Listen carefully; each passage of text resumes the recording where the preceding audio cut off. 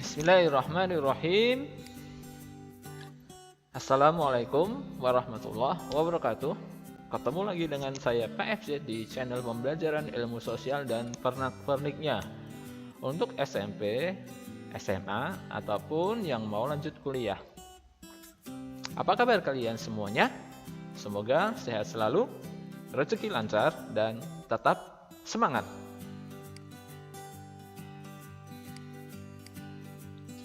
Oke, sebelum kita buka pembahasan hari ini, coba perhatikan gambar berikut ini. Oke, yang nampak apa ini? Ya, gambar aktivitas di pasar tradisional. Berikutnya gambar kedua adalah aplikasi yang tertanam di smartphone yang bisa memudahkan konsumen untuk berbelanja. Konsumen dipermudah dengan aplikasi yang ada di smartphone. Kira-kira apa yang mau kita bahas hari ini? Yaitu peran ekonomi kreatif.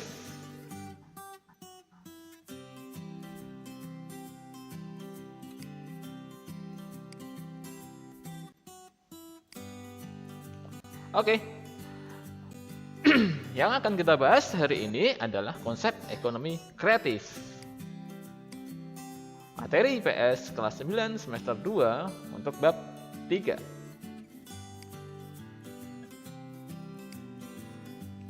Pada subbab 2 kali ini yang akan kita bahas adalah 1. Konsep ekonomi kreatif. 2. Upaya untuk meningkatkan ekonomi kreatif. 3. Keunggulan suatu negara. 4. Peluang meraih keunggulan di bidang ekonomi. 5. Perdagangan bebas.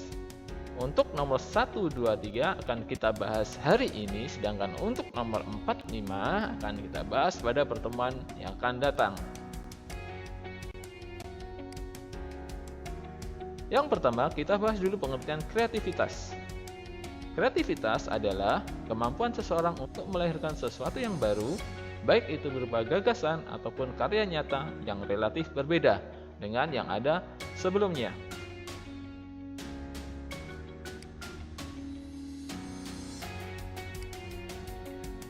Pengertian wirausaha. Dalam setiap kegiatan ekonomi diperlukan ide kreatif, sehingga muncullah istilah wirausahawan, yang berarti orang-orang yang mempunyai kemampuan melihat dan menangkap peluang bisnis, mengumpulkan SDA yang dibutuhkan guna mengambil keuntungan dan mengambil tindakan yang tepat, serta memastikan keberhasilan baik untuk diri sendiri ataupun orang lain. Adapun peran wirausahawan adalah mampu membuka lapangan kerja sehingga membantu pemerintah dalam mengurangi pengangguran di Indonesia.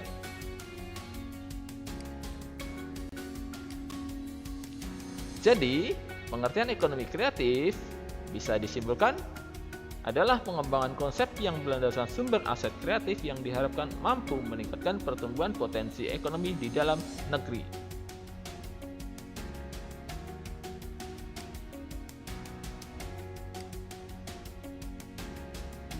Aset ekonomi yang bisa dikembangkan ke arah industri kreatif adalah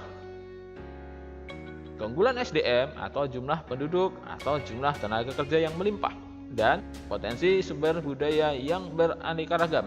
Itulah aset ekonomi yang negara kita punyai.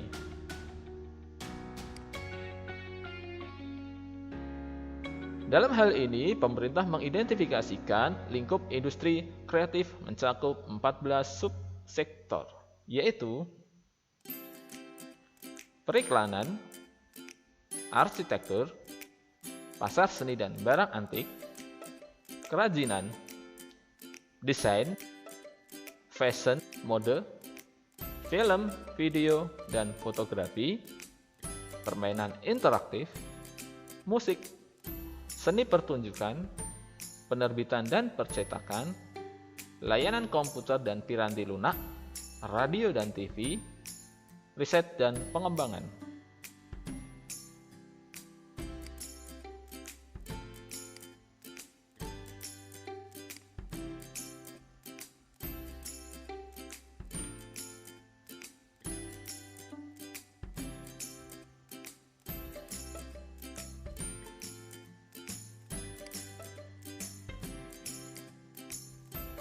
Arti penting kreativitas adalah di era globalisasi di mana antar negara di dunia tanpa memiliki batas jarak dan waktu, maka dunia menjadi tempat yang sangat dinamis dan kompleks. Sehingga kreativitas dan pengetahuan menjadi aset yang penting dan tak ternilai dalam kompetisi dan pengembangan ekonomi.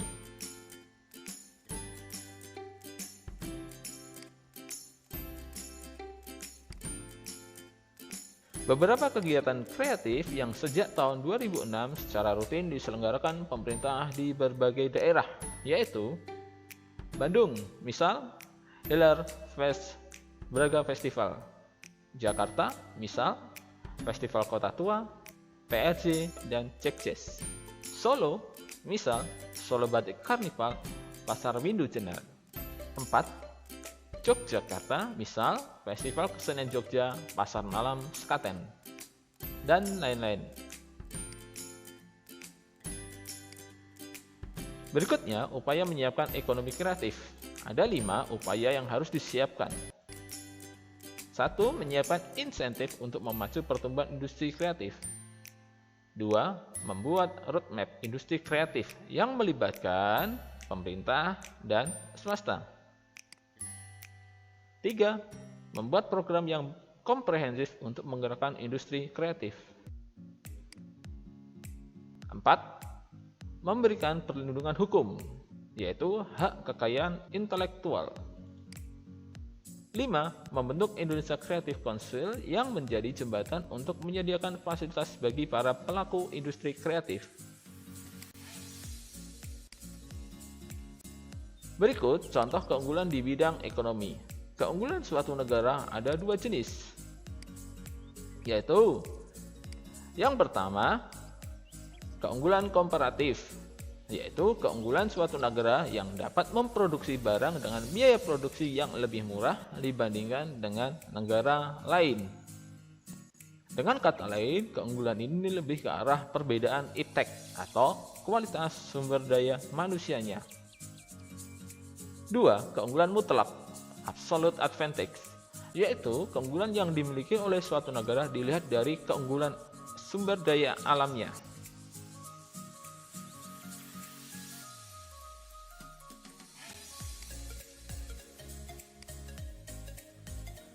Berikut pusat-pusat keunggulan ekonomi Indonesia. Yang pertama, PT Freeport Indonesia yang beroperasi di dataran tinggi Kabupaten Mimika, Papua. 2. Perusahaan Tambang Minyak Negara PT MN.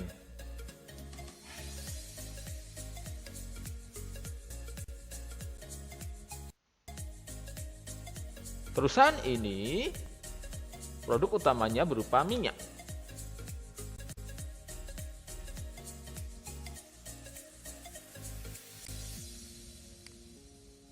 Berikut kilang minyak yang ada di Indonesia.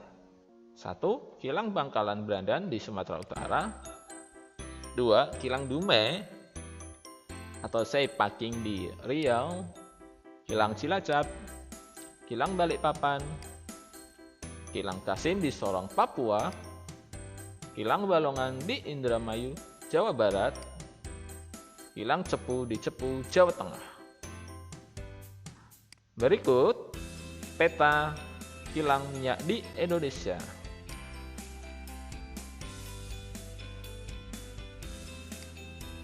Dumai, Riau, Bangkalan Sumut, Bangka Belitung, Balongan Indramayu, Cilacap, Jawa Tengah, Cepu, Jawa Tengah, Balikpapan, Kalimantan Timur, dan Sorong, Papua. Berikut ini data cadangan minyak bumi di Indonesia.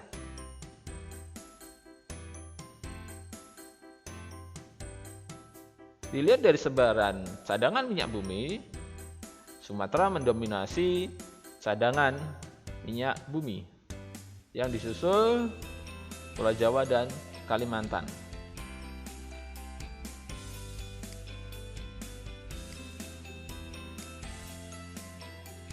Pusat keunggulan berikutnya adalah batik Indonesia.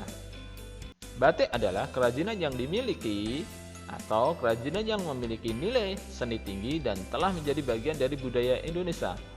Batik adalah kain bergambar yang pembuatannya secara khusus dengan menuliskan atau menggerakkan malam cair pada kain.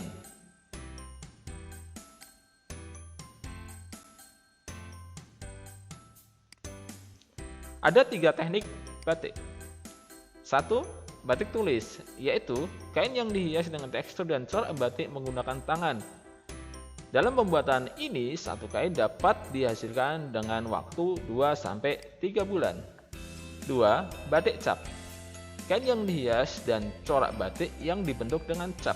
Pada umumnya, cap terbuat dari tembaga. Dalam proses batik cap ini membutuhkan waktu 2-3 hari. 3. Batik lukis. Proses pembuatannya batik dengan cara melukis pada kain putih. Pewarnaannya biasanya menggunakan serat-serat alami.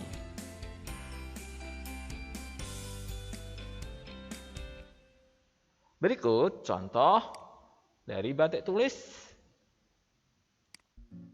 Berikut ini contoh batik cap.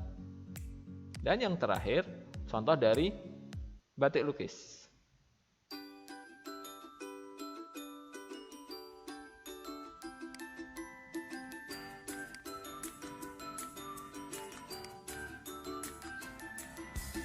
Buat kalian yang sudah selesai menonton video Pak FZ, saya ucapkan terima kasih dan semoga sehat selalu. Dan saya Pak FZ pamit undur diri dan jangan lupa belajar yang giat untuk menjadi orang sukses.